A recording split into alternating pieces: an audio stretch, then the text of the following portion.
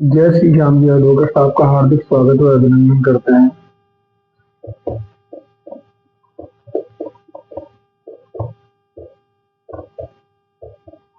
तो भाइयों, आज का विषय होने वाला है आपका जीपीए। आप लोग बहुत जिक्र करते हैं जीपीए, हम तो कहते हैं जर्नल पावर ऑफ अटॉर्नी, है ना।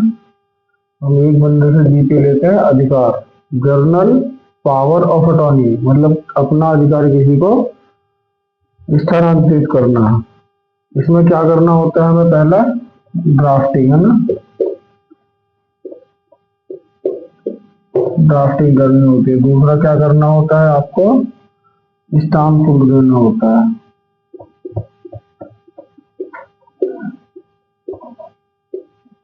तीसरा क्या करना होता है आपको? ये स्टाम्प शुल्क किसके माध्यम से? IBRS यूपी, जो गवर्नमेंट है उसके हिसाब से। और आपको पंजीकरण शुल्क देना होता है, प्लस पंजीकरण शुल्क, जो आपका जुडिशरी में लगता है भाई, जहाँ आपका संबंधित जिले और आपके राज्य में आता है, तो वह शुल्क आपको जमा करना होता है। चौथा क्या करना है? इसको पंजीकरण कराने के लिए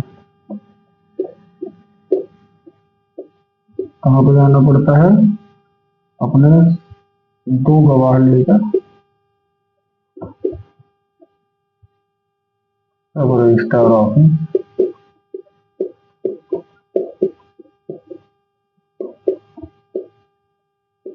सब रजिस्ट्रार जाना होता है। क्या आपने ड्राफ्टिंग करी, इसमें एक फर्स्ट पार्टी हो गया, एक सेकंड पार्टी हो गया,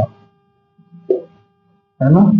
ये फर्स्ट पार्टी मान लो राम है, राम ने श्याम को दिया, ये पूरा ड्राफ्ट तैयार किया भाई, ये हमने इनको अधिकार दिए, अधिकार का विवरण डाल दिया, ठीक है जी।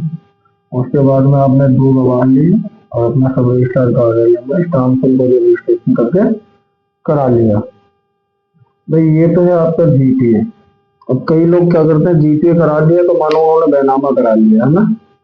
बड़ा हास्य का विषय है कि उन्होंने जीपीए करा लिया तो मानो बैनामा करा लिया। क्या ऐसा संभव है? जीपीए केवल पावर मात्र है, इसमें सभी प्रकार के अधिकार फर्स्ट पार्टी के होते हैं। फर्स्ट पार्टी द्वारा सेकंड पार्टी नियुक्त किया जाता है। राम के द्वारा मानव श्याम नियुक्त किया गया, वही एक संपत्ति है, अधिकार। इन्होंने इसको अधिकार दिया कि मान लो ये है आपका, क्या है, 100 गज है प्रॉपर्टी, है ना, प्लॉट। इसका अधिकार दिया, किसका? क्या अधिकार दिया? इसके यहाँ से ले आए हम, रख रखाव का अधिकार दिया, ठीक है जी।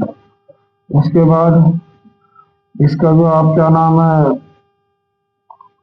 जो इसका बिल है वो भरो, अपना जो भी चीजें हैं आप, इसकी सारी चीजें ये मैं इसको अधिकार प्रदान करता हूँ। तो आपके और भी जो भी तर्क वितर्क होंगे वो आप इसमें डाल सकते हैं कि भाई मेरी ये प्रॉपर्टी है, इसका जो भी कार्य होगा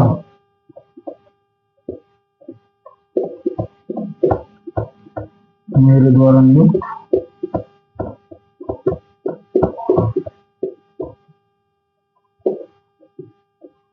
जीपीए होल्डर करेगा ना, जीपीए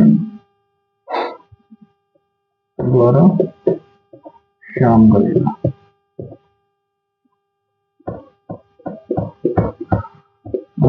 श्याम शब्द संबोधन मात्र आपको समझाने के लिए कि राम ने श्याम को जीपीए दी, तो कार्य कौन करेगा? कार्य होगा वह द्वारा नियुक्त जीपीए द्वारा श्याम करेगा, है ना। तो भाई ये जो है आपका एक वो है कि भाई रख रखाव या इसमें सेल की पावर देना कि भाई ये प्रॉपर्टी जो सेल कर देगा, मगर उस कंडीशन में मालिक किसे माना जाएगा? राम को, यानी फर्स्ट पार्टी को। वो फर्स्ट पार्टी मेन मालिक है, श्याम केवल जीपीए होल्डर है जिसके द्वारा हुआ है। अब जीपीए की भ्रांति दूर करते हैं, जीपीए से कोई मालिक नहीं बन जाता है, ये बहुत नॉर्मल सा प्रोसेस है और पंजीकरण कराना अति आवश्यक है ना। जीपीए है, जीपीए को मैं आपको क्लियर करता हूँ। कई लोगों द्वारा जीपीए करा कर रख लिया जाता है, उसको बैनामा मानकर अपने पास रख लेते हैं। तो पहली बात ये क्लियर कर दूं कि जीपीए से मालिक नहीं बनते भैया। बहुत साफ शब्दों में लिख रहा हूं। जीपीए से क्या है, जीपीए से क्या मालिक नहीं कहलाते, है ना। दूसरा, मान लीजिए हमने यहाँ फर्स्ट पार्टी राम लिया था, सेकंड पार्टी श्याम लिया था, है ना। अभी यहाँ पे क्या है, इसने इसको दिया और श्याम ने सोचा नहीं मैं तो हो गया जी जीपीए नहीं पहना में से मालिक हो गया, तो मालिक तो नहीं होगी।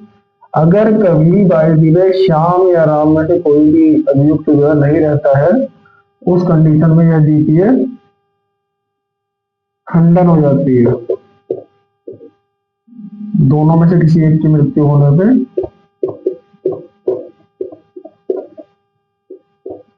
किसी की भी मृत्यु होती है फर्स्ट और सेकंड पार्टी में से, तो क्या है, ये हो जाती है खंडन, है ना।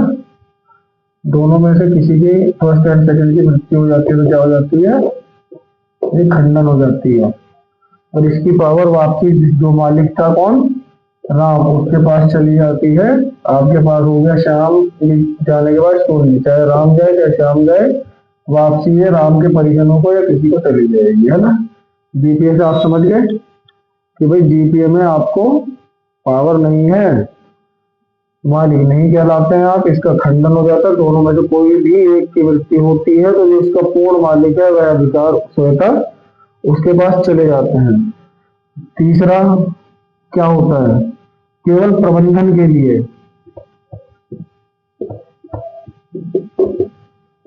प्रबंधन के लिए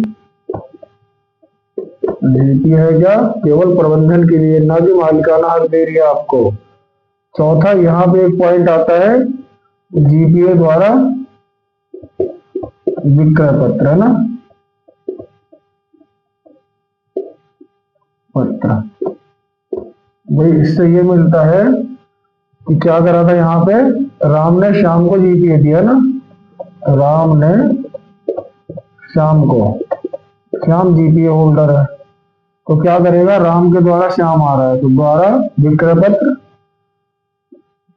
अधिकार स्वरूप अगर है तो कर सकता है, अगर जीपीए के अंदर मेंशन है। ठीक है जी, यहाँ तक आप लोग समझ गए होंगे कि अगर जीपीए द्वारा विक्रय पत्र कर दिया जाता है। आगे परिवारजन में ये एप्लीकेबल नहीं होती है भाई, इसके द्वारा अगर आप किसी को विक्रय कर देते हैं तो वह विक्रय पत्र मान्य होगा ना, ये वाला।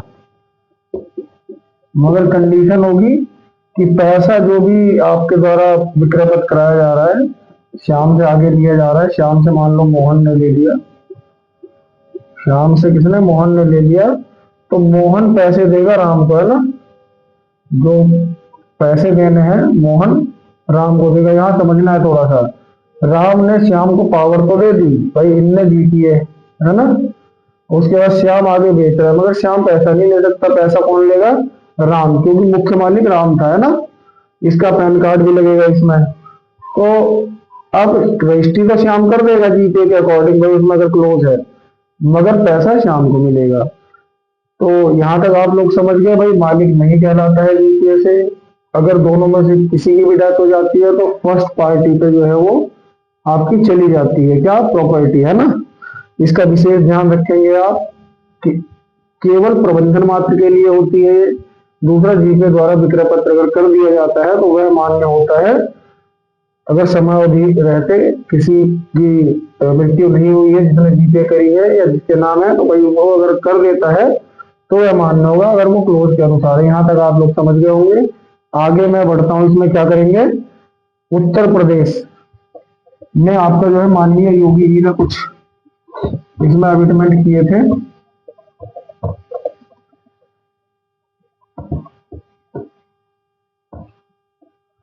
जिसमें क्या है, इसका क्या है, पहला अनिवार्य पंजीकरण, है ना।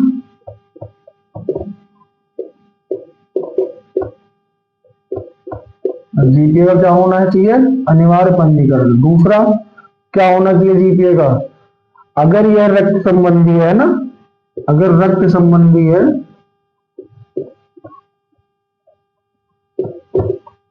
है तो कितना 100 रुपए से 500 रुपए तक का ई स्टाम्प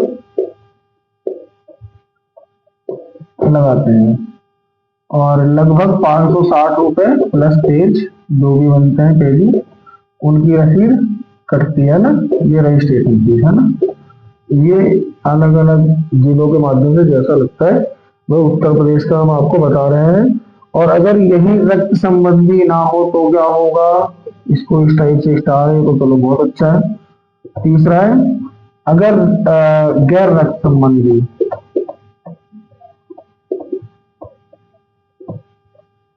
संबंधी है ना, इसमें क्या होगा, अपना जो स्टाम्प शुल्क है वह सामान्य,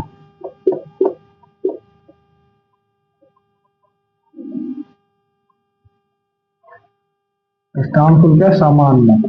भाई जो बैनामे में जैसे लगता है, अगर आपको सेल की पावर लेनी है,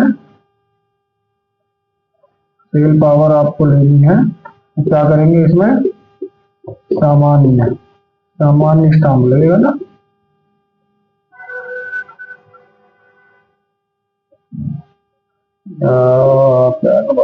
सामान्य स्टाम्प लगेगा जो कि 5% और 1% रजिस्ट्रेशन फीस हो सकता है ना। इसको ऐसे समझेगा कि गैर रक्त संबंधी है। दूसरा, विदाउट ब्लड रिलेशन हमारे उत्तर प्रदेश में शेर की पावर मिलना आसान नहीं है, उसके लिए आपको 5% और 1% का भुगतान जो है स्टाम्प का और रजिस्ट्रेशन फीस 1% का करना पड़ सकता है, जिसमें कि ब्लड में 100 रुपए से 500 के और 560 रुपए की रसीद के माध्यम से भी है आप जो है किया जा सकता है। और फिर से एक आपको बताएंगे इसके हम कि जीपीए को बैनामा नहीं कहा जा सकता।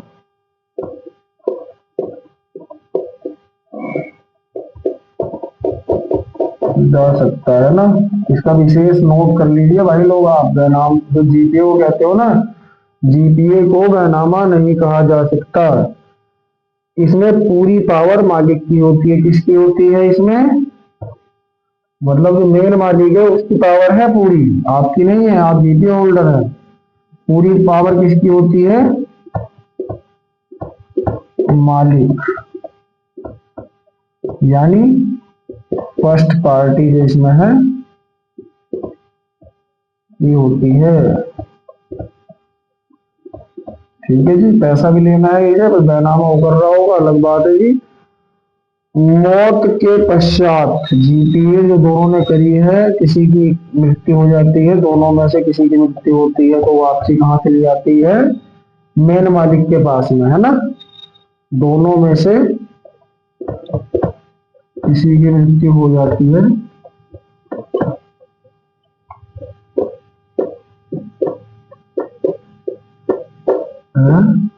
तो वह स्वतः ही मालिक के पास चली जाती है ना।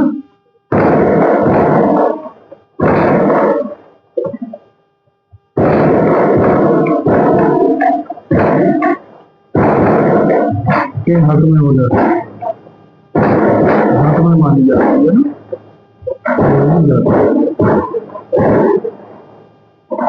आपने जीपीए करा रखी है और आपका कुछ हो गया तो समझ लो ये हो गई, घर वाले बेघर हो गए तो वो आपकी मालिक के पास चली जाएगी।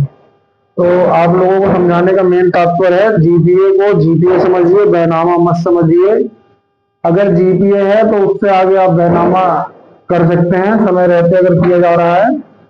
बाकी आपकी इच्छा है जी, जैसे आप लोग ठीक समझे, और किसी के माध्यम से किसी वकील साहब की सलाह लेते हुए अपने पेपर का गठन करवा सकते हैं और उसे रजिस्टर्ड करा सकते हैं। इसी के साथ जय श्री राम, जय हिंद और जय भारत।